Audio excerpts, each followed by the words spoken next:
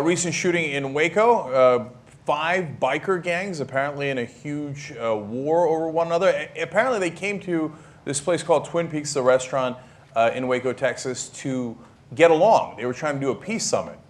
Didn't work out that way. Now let me give you some of the stats. The stats are bad, and then we'll talk about white-on-white crime, which is a real epidemic in America. So 9 killed, 18 injured, over 170 arrested, over 100 weapons recovered. Okay, so it's already tragic because loss of life is terrible no matter what the circumstances are. We feel terrible about that. Now, law enforcement, curious response here. Now, first of all, they explain how terrible it was. They say, in my nearly 35 years of law enforcement experience, this is the most violent and gruesome scene that I have dealt with. Now, that's the police spokesperson, Patrick Swanton, okay? So obviously horrific, right? I mean, all sides firing at one another. It's like out of a movie, but it's not a movie. It's real life. Those people actually died. 18 people in the hospital. Some of them still in bad shape. Now, here's the curious part. CNN says authorities had anticipated trouble and pre-positioned officers. Well, then why did this go down the way that it did? In fact, that same police spokesperson says there were at least 3 rival gang groups here this morning for whatever reason. As they were here, we had officers on scene. We expected issues. Now, okay, I'm usually in the camp that says, hey guys, it's easy to Monday morning quarterback and say, oh, how could this tragedy have been prevented? But one way it could have been prevented is if the officers on the scene didn't let them shoot one another, right? So now, to be fair to the cops, they were a couple of seconds away. They weren't necessarily in the diner when the shooting started, although they arrived quickly thereafter. Now, I'm a bad guy, according to conservatives, right-wing people, you know, sports are the second amendment, etc. I would have taken their guns away, and then you know what would have happened? They wouldn't have murdered one another, okay? And they'd all be alive today. Now, I wouldn't take their guns away forever, like no hunting, etc. But if you've got 5 rival gangs and they've got 100 weapons between them, I mean, this is, like, people forget in the Wild Wild West, the reason we had to shoot out at the OK Corral is because you had to surrender your weapon as you entered town. Before town, you got issues, you want to go hunting, kill a rabbit, feed yourself, go ahead and have your gun. But if you're entering town, Wyatt Earp needed your gun because he didn't want people fighting in town. Now we're like, have at it, Hoss, bring in 100 people and do a shootout. This is worse than the Wild Wild West. Now, the second aspect of this is white-on-white crime. Okay, now, people talk about black-on-black crime all the time, but Kyle, let's have a conversation about this. Let's be honest about this, right? So, first of all, can you imagine 5 black gangs get together, okay, in South Central? They bring 100 guns with them. The cops are totally cool with that. Yeah, the cops go ahead, guys. Yeah, do whatever you want. The cops are on the scene. They say, oh, well, we knew the 5 black gangs had brought 100 weapons and decided that we're just going to see how it plays out. Compare this to peaceful protesters in Ferguson. They broke out the tear gas immediately when there were peaceful protesters in Ferguson.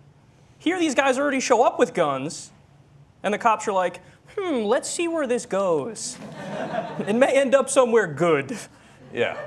Well, it didn't. Now, great article in Huffington Post from Julia Craven about this story, and then there were some tweets about it, etc. We were thinking along similar lines, but I want to give her credit because she did a great job with it. She came up with some of the stats. In 2011, 83% of white victims were murdered by other whites. White-on-white crime. Where are the fathers?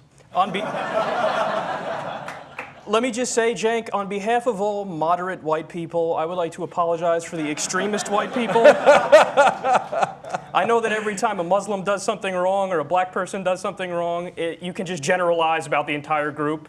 But with white people just get a pass.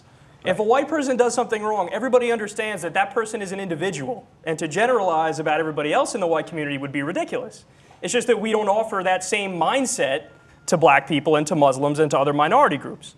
Yeah, and now let me fill out the numbers more. 3,172 white people were killed in 2011, unfortunately. 2,630 of them lost their lives at the hands of another white person. I mean, we got to wonder what's going wrong in white culture today. I think it's largely the rock and roll music. think it's very dangerous. Comedian Carrie Caudette also wrote about this. She writes, in 2013, whites led all other groups in aggravated assault, larceny, theft, arson, weapons carrying, and vandalism. When it comes to sexual assault, whites take the forcible rape cake. They're also more likely to kill children, the elderly, family members, their significant others, and even themselves.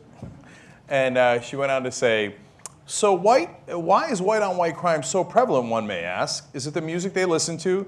Is it the white divorce rate, resulting in more white children coming from broken homes? Perhaps it's the TV shows they watch or the violent sports they play. Now, as Kyle pointed out, it sounds absurd. It sounds ridiculous. We don't actually make those arguments. See, those are comedians making the arguments because it's ridiculous. But if it's so ridiculous when it comes to whites, why isn't it equally ridiculous when Fox News gets to say it about blacks day in, day out? When, as Kyle pointed out, most of it is during peaceful protests. And think about how many people that narrative actually convinces. Like a majority of the Fox News viewers who hear Bill O'Reilly make similar arguments where he quotes statistics about crime amongst blacks, they hear that and they go, oh yeah, that sounds totally reasonable. Bill O'Reilly's right. And the takeaway, the implication is, well, blacks are genetically inferior, and here are some numbers that show that. Well, like you just said, you don't hear on MSNBC, they don't quote these numbers and heavily imply that white people are genetically inferior. With one set, you're allowed to generalize. With the other set, you're not allowed to generalize.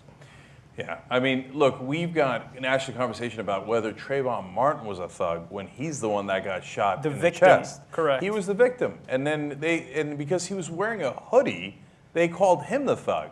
I mean, That's all it takes. That's all it takes to call a black person a thug. Yeah. You have a hoodie, you're a thug. White people, gangs, show up with guns, and they're like, well, these might be upstanding citizens just holding true to their Second Amendment rights.